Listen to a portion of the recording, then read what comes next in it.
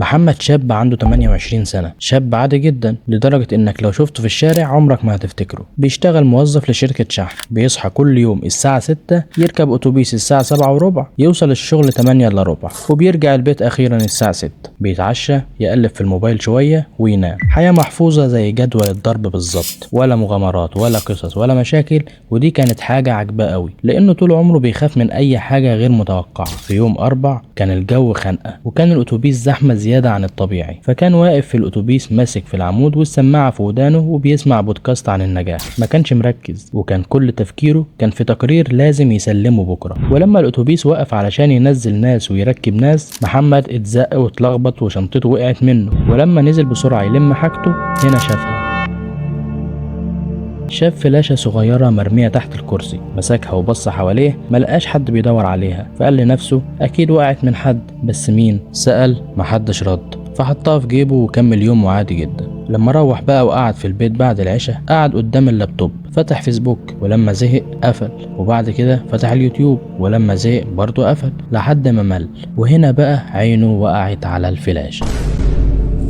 محمد اخد الفلاشة وبص عليها، وكان عايز يرميها، وبعد كده قال اما اشوف فيها ايه بقى وخلاص، وحطها في اللابتوب، وظهر فولدر واحد بس، فاستغرب. فتح الفولدر، لقى جواه 4 ملفات. فتح اول ملف فيهم، لقى جواه مكتوب لو بتقرأ الكلام ده يبقى انت وصلت قبل ما الوقت يخلص، مش عايزك تثق في ذاكرتك، وافتح الملفات بالترتيب وابدأ بالصوت. محمد قلبه دق بسرعة وضحك وقال لنفسه لا لا لا أكيد هزار. دخل على الأوديو، لقى ملف صوتي واحد وبدأ إن هو يشغله. طلع صوت راجل كبير شوية، صوته هادي بس متوتر. محمد لو بتسمعني دلوقتي يبقى انت رجعت تاني. انت يمكن فاكر انك عايش حياة طبيعية، بس الحقيقة انك كنت مختفي 11 شهر. محمد اتجمد، ايده سابت الماوس. ايه الكلام ده؟ الصوت كمل وقال سنة 2010 وانت عندك 13 سنة اختفيت من بيتكم ومحدش عرف لك طريق، والشرطة ساعتها قفلت القضية واهلك اتدمروا، وبعدين رجعت فجأة من غير تفسير ومن غير ذكريات. محمد قلبه كان هيطلع، قفل الصوت فجأة وقام وقف، فضل يلف في الأوضة، ضحك بصوت عالي لا لا لا لا اكيد فيلم. بس ضحكته طلعت مكسورة. هو فاكر طفولته، فاكر مدرسته، وفاكر صحابه، وفاكر لعب الكورة. عمره ما سمع عن اختفاء ولا مرة. قعد تاني وايده بتترعش، شغل الصوت تاني. الصوت كان بيقول اللي محدش يعرفه ان رجوعك ما كانش طبيعي، وان في حاجات حصلت لازم تفضل مدفونة الا لو انت قررت تفتحها. سكت شوية وبعدين قال انا هفتح الصور. ولما دخل على الصور لقى 12 صورة. فتح اول واحدة واتجمد، لقى نفسه هو اللي في الصورة وهو عنده 13 سنة، وكان واقف في مكان عمره ما شافه. اوضة ضيقة، حيطانها رمادي، نور ضعيف، وعينه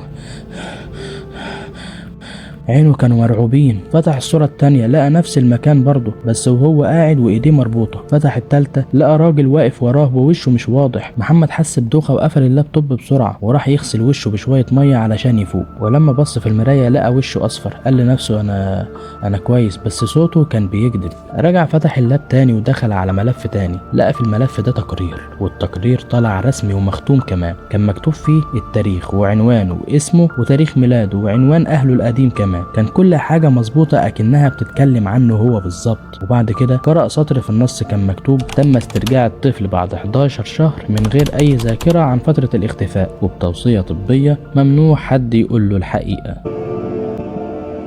محمد قفل الملف وقلبه بيخبط في صدره. راح بسرعة ورجع لأول ملف كان فاتحه قبل كده، لكن المرة دي كان فيه سطر جديد ما كانش موجود، وهو متأكد ان هو ما كانش موجود. السطر ده كان مكتوب لو وصلت لهنا يبقى انت لسه فاكر، استنى الرسالة الجاية. وفي نفس اللحظة اللي قرأ فيها الرسالة موبايله رن عليه، رقم مجهول. محمد في الأول كان متردد، بس في الآخر رد.